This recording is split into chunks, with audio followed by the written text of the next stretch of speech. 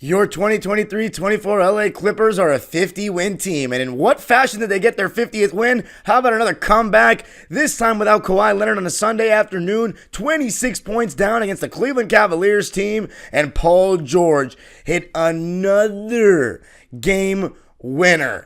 PG-13. Going to be talking about the comeback clips, the closing lineup, James Harden's first half, and Paul Goat on today's Locked On Comeback Clippers. You are Locked On Clippers, your daily Los Angeles Clippers podcast, part of the Locked On Podcast Network, your team every day.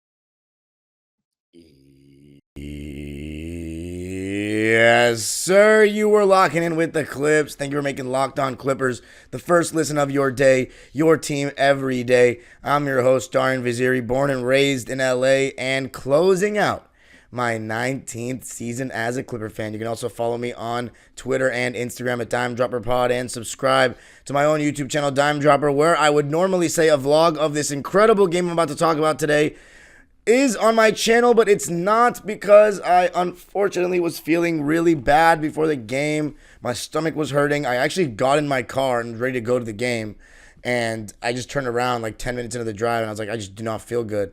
It was awful that I had to miss one of what was arguably the most hyped up game of the season. But before we talk about it, today's episode is brought to you by Prize Picks. Prize Picks is the best daily fantasy sports app in North America's best sports platform. All you got to do is download the app today and use code LOCKEDONNBA for a first deposit match up to $100. But wow. Going to be talking in this episode about the comeback clips, the performance of Paul Goat, the closing lineup, which was different than normal, and then James Harden in the first half getting his three ball back. So this one, Cleveland Cavaliers, Kawhi Leonard would miss his fourth consecutive game with the knee inflammation. But again, as I told you a couple days ago, I heard there's nothing to worry about. And usually I'm the one that says, oh my God, is he okay? I don't know what to think. They never tell us anything. But I was told something. And as you see, magically, a couple days later, Ty Lue goes from, when he was asked that question, if the playoffs were to start today, would he play? He said, next question. A couple days later, he goes, I have no concern about his injury. Because there's no injury. We didn't even see it happen. He may have fallen on the ground. I saw some of your comments. He was falling on the ground.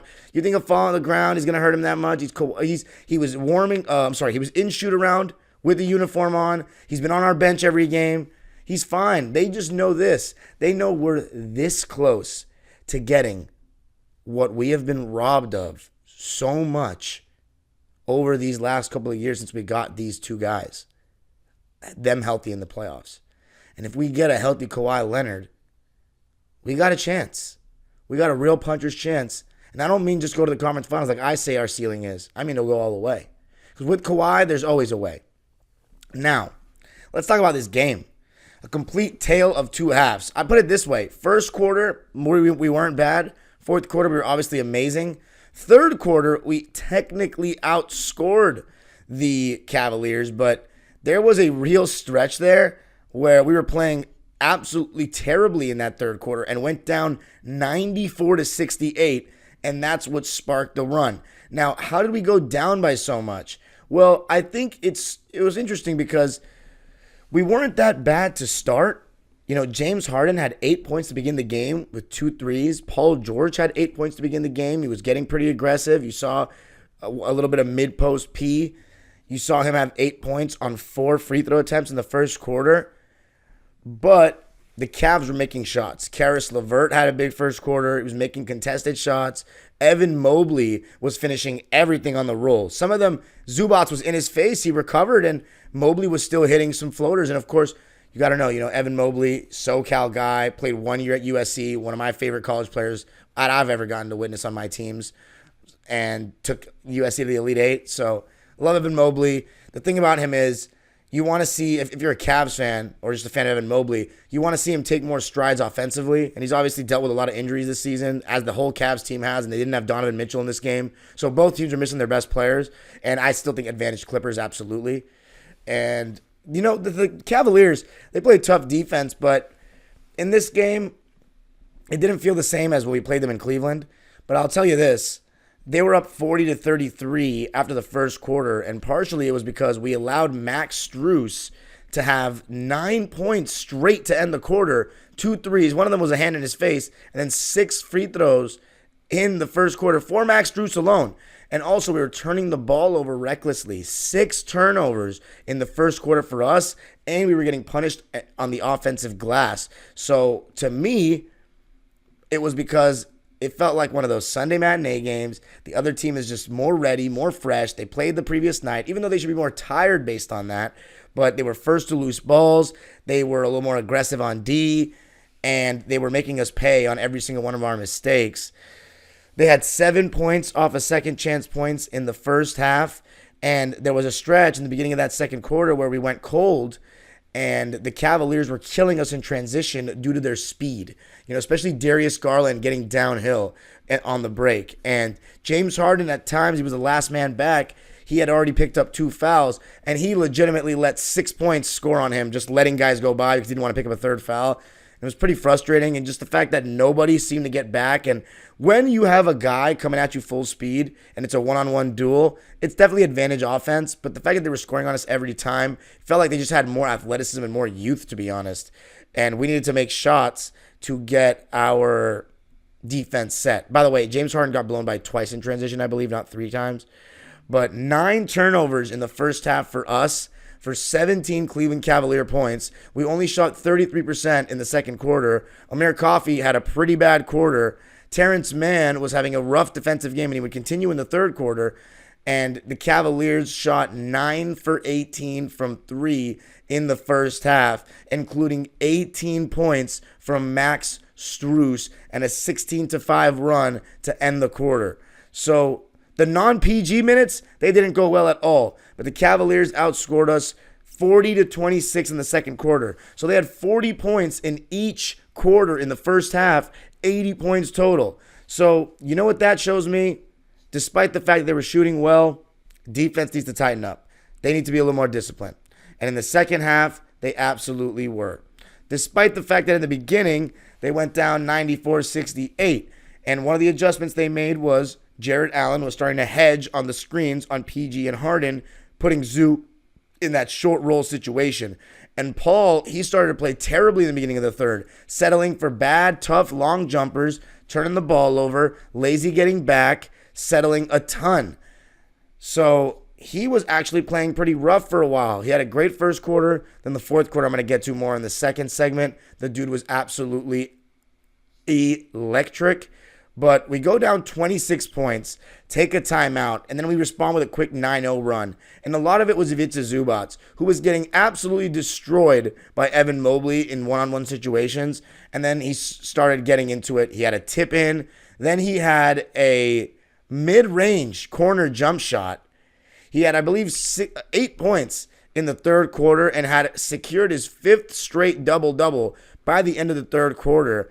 And then Russell Westbrook comes in for James Harden around midway through the third.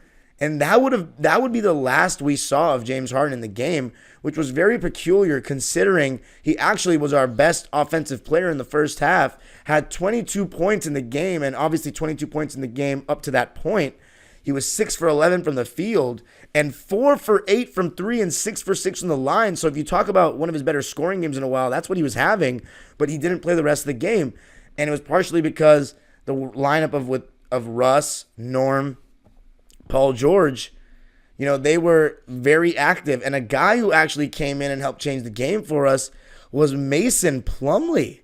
And by the way, Paul George, he went for this game. He didn't even sit out a second of that second half, which is very rare. But Plumlee came in, and I thought he was doing one of his better defensive jobs of the season of contesting at the rim. And when he was in drop coverage, he did a really good job of showing, recovering, hands up, rebound, let's go. So Mason Plumlee really impressing me, and Daniel Tice was ruled out of this game with a slight injury. And one thing I'm just very curious of is he keeps going back and forth between Plumlee and Tice. Who's going to be the guy in the playoffs? Again, let me know your thoughts in the comments. But I thought Mason played really well in this game, and he found two different players, one time Russ, one time PG, for back cuts and some nice lead bounce passes from him. So he actually played the rest of the game, I think. I want to check if Zubats came back in the fourth quarter because we rode with Mason. Yeah, Zoo only played 2 seconds in the fourth. Mason played 9 minutes. Russ, Amir, and Paul played the entire quarter. So that was big time. We went on an 18-4 run to end the quarter, and a lot of it was because of Russell Westbrook getting into the paint constantly when he came in, had that nice cut, as I just mentioned, and this insane tip he had to Norm when he was coming down on his jump for the rebound, tips it out to Norm for a straight-on three. Absolutely huge for our momentum. We were on an 18-4 run to end the quarter. And in the fourth quarter, we kind of pick up where we left off. Amir Coffey, who was having a rough first half, had some good point of attack defense moments. You had Russ having some decent moments defensively. And then when Norm hit his third three and then PG hit a step back with a hand in his face, I was like, oh my God, okay, we might be on our way back here. And then Harden usually comes back in the beginning of the fourth quarter. He stayed on the bench. Paul George stays in the game without rest. And I'm like, whoa. Hits 3 step-back threes in that second half. And there was one point where the Cavs, we had gotten it close, but the Cavs pushed back a bit. It was 106-100, and we called timeout with around 6 minutes left. That's when I thought we were going to put James Harden back in the game. But we didn't. It was the first time since the trade that we closed with Russ instead. And it worked. Mason Plumlee came out of the game for Terrence Mann, go small in the last couple of minutes. And Terrence Mann hit a huge three to tie the game at 106. Huge. And it felt like after that I thought we were going to win. Amir Coffey then hits a three out of mid-post P, which turned the crowd up big time. I just wish I was in the building. Like, I really wish I was in the building. But, I may have gotten the score on. My bad. When Terrence made the three, he tied the game at 115. And then Amir gave us the lead, 118-115. And then this dude, Paul George, committed the stupidest foul against Jared Allen when he was right around the rim. So you got an and one. And then that's when you got the insane step-back game winner from PG against Evan Mobley. I mean, what a shot. What a sequence of events. It looked like he was getting locked up. And when I saw the play, I was like, is that our drawn-up play to get Evan Mobley, a great defender, on the switch? And he makes that shot. I was like, oh, my God. Then he gets a block on the other end on defense, and then Russ gets a block out on the corner to Max Strus. Clippers win it. 120-118. Insane win. There's so much to say about Paul George. Going to be talking about him coming up. I got to tell you a little something about Prize Picks. March is over, but the biggest moments in college basketball tip off the month of April. Be a part of the action on Prize Picks for both men's and women's college basketball. Get in on the playoff action and win up to 100 times your money on Prize Picks as you and the world's best players take the game to a new level during basketball's postseason. You can now win up to 100 times your money on Prize Picks with as little as 4 correct picks. You can turn $10 into $1,000 with basketball, hockey, and college basketball entries today on Prize Picks, America's #1 fantasy sports app. All you got to do is download the app today and use code LOCKEDONNBA for a first deposit match up to $100. Just download the app today and use code LOCKEDONNBA for a first deposit match up to $100.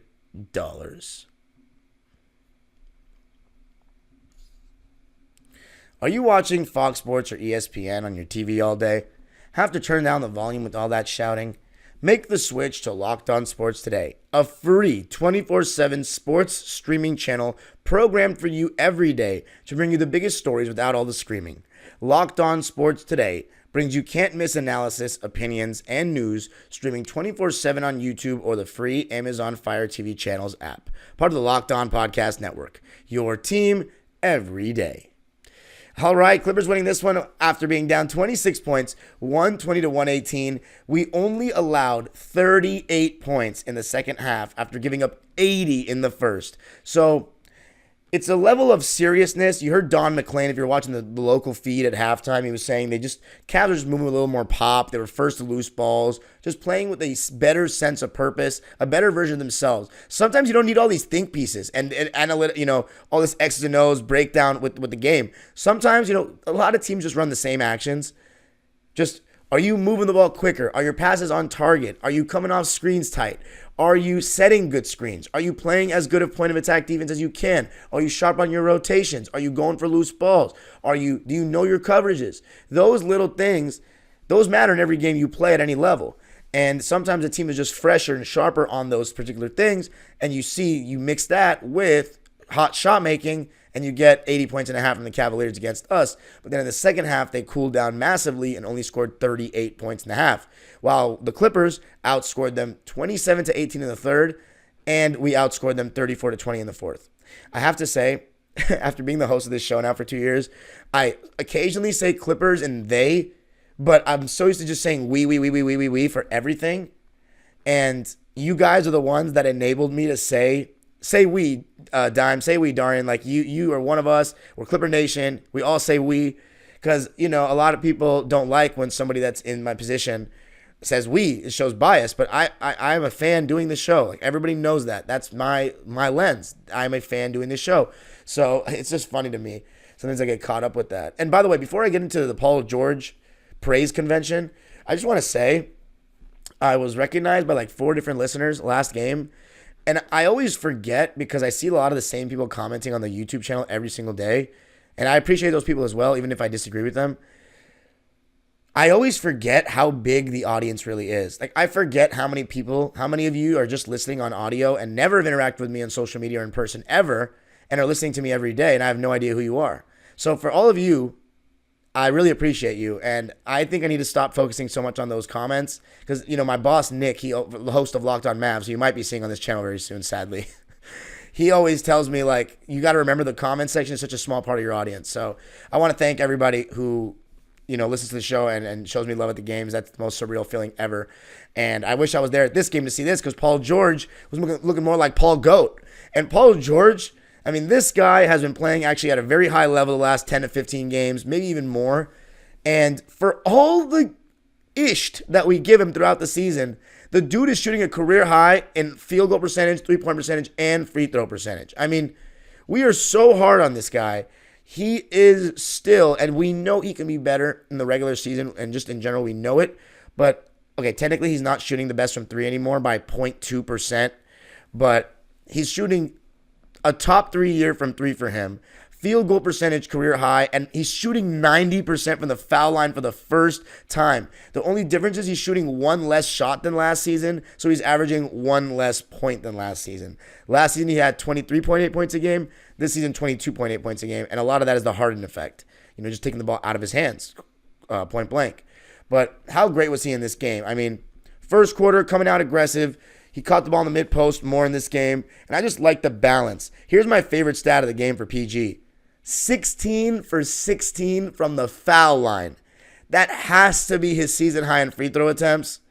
But, when PG is that aggressive getting to the basket, there is not much you can do about him. The only thing you don't want him to do is fall too in love with those contested jumpers with a bunch of dribbles, because you don't need to do that. That's making your life harder. That is making you work harder.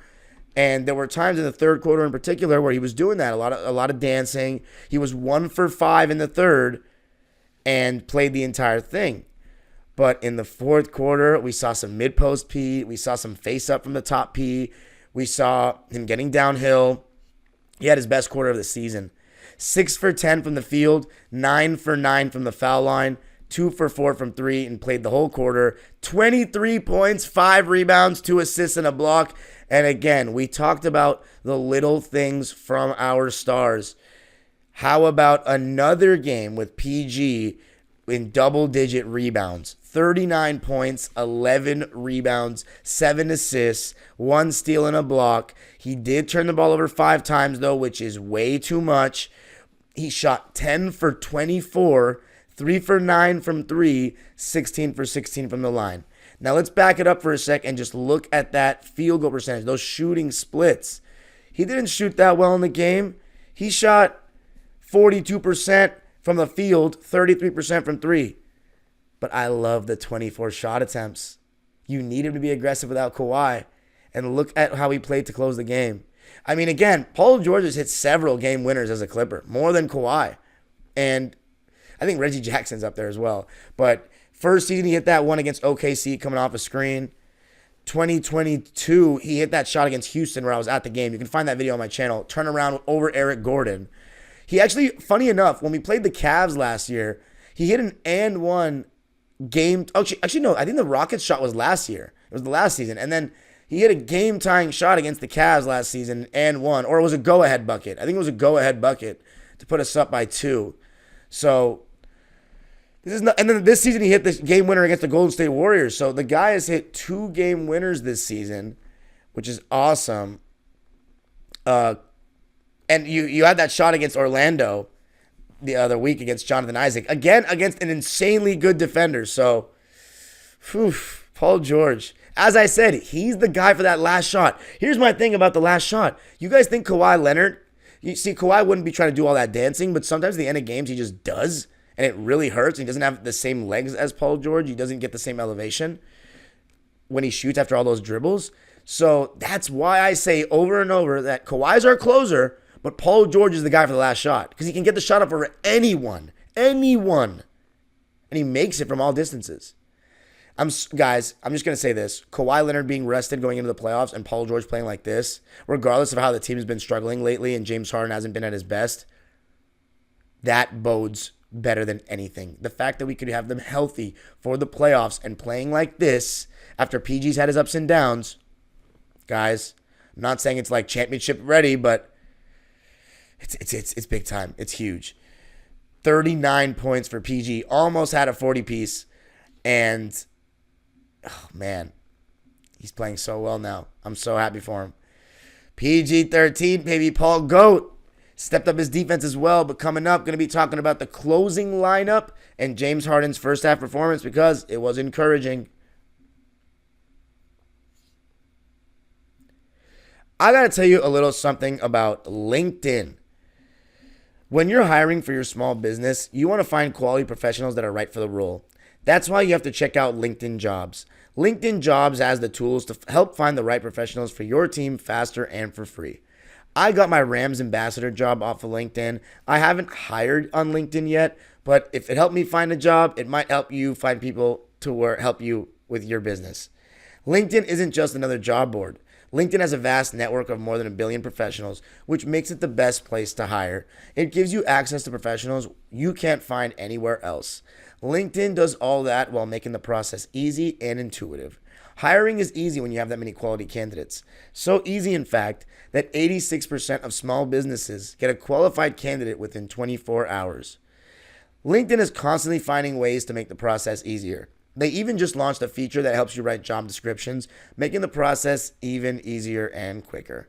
Just post your job for free at linkedin.com/LockedOnNBA. That's linkedin.com/LockedOnNBA to post your job for free. Terms and conditions apply.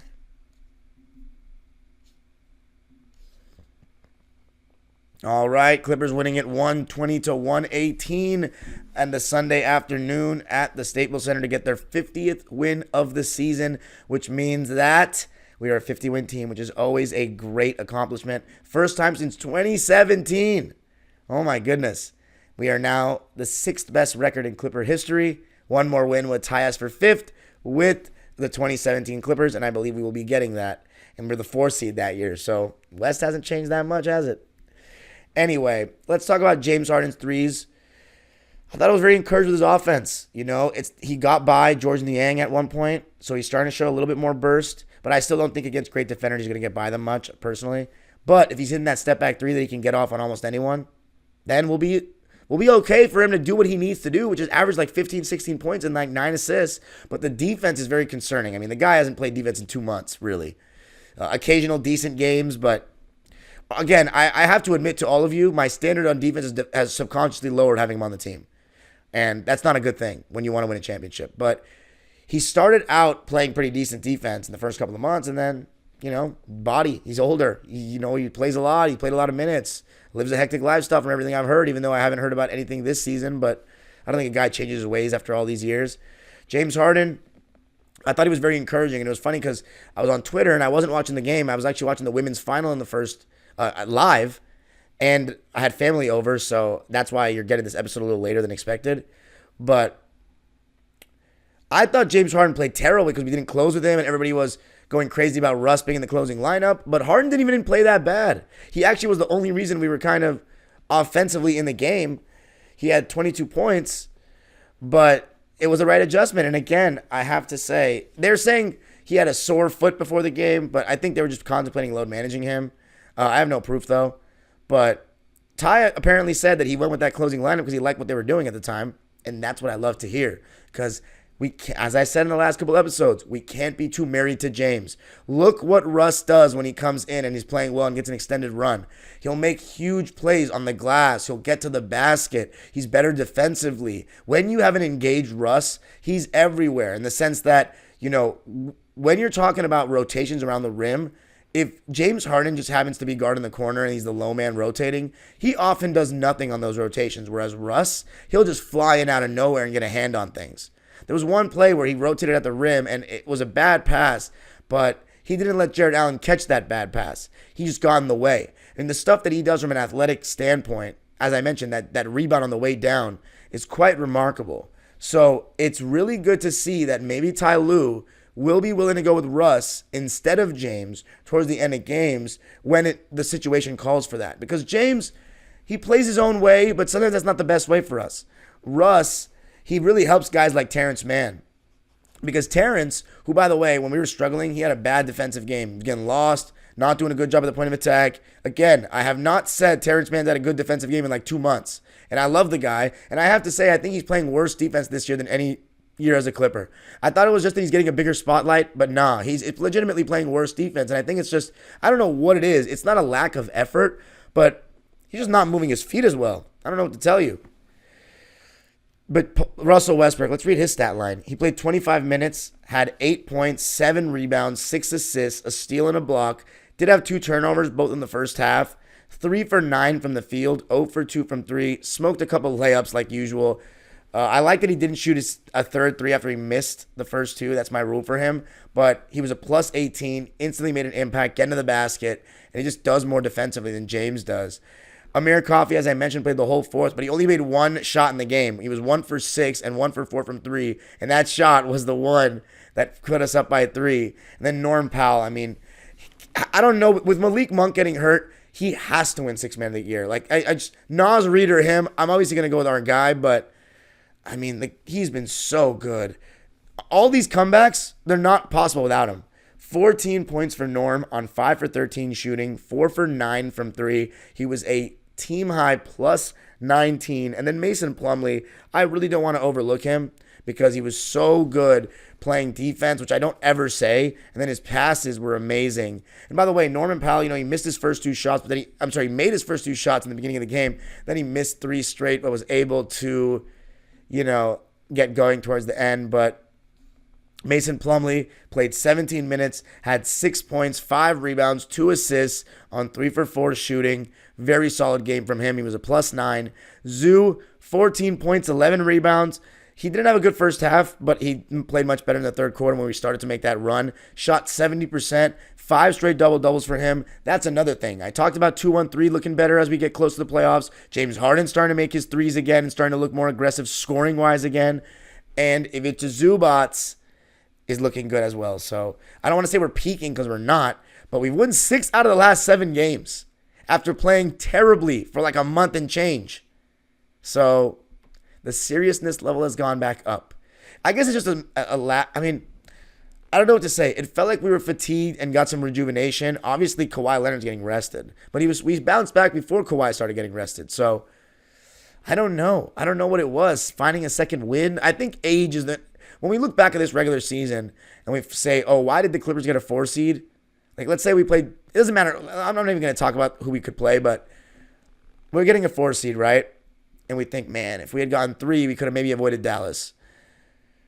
Why didn't we get top 3? I think I would blame it on age more than a lack of seriousness. I think we approached this regular season the right way. We only lost like 2 games due to Kawhi load managing, and that was Sacramento and Milwaukee, the one at home against Milwaukee, and that 2 games in 22 hours thing. But I don't think we've lost games because of lack of seriousness. I think we legitimately, we're old. Ran out of gas in a lot of them. But maybe you can blame it on lack of seriousness to a degree. Like that game against the Lakers and that loss to the Bucks, those were terrible. But hey, we got the win in this one. PJ Tucker had a donut in 14 minutes. Not much to say. Terrence Mann actually didn't miss a shot. 6 for 6 from the field, 2 for 2 from 3. 14 points, 4 rebounds, 3 assists, and a steal. So again, his offense has actually been better than his defense, in my opinion, for a while now. But let's see. Cavs shot 48% from the field. We shot 49%. They shot 37% from 3. We shot 40% from 3. So an overall good shooting game for us. And it's crazy that we ended up shooting better from 3 than them. They ended up shooting 2 for 12 from 3 in the second half. So there you go. And then free throws. We shot 100%. Wow. 24 for 24 from the foul line is amazing. Oh, that's so great to see as a fan.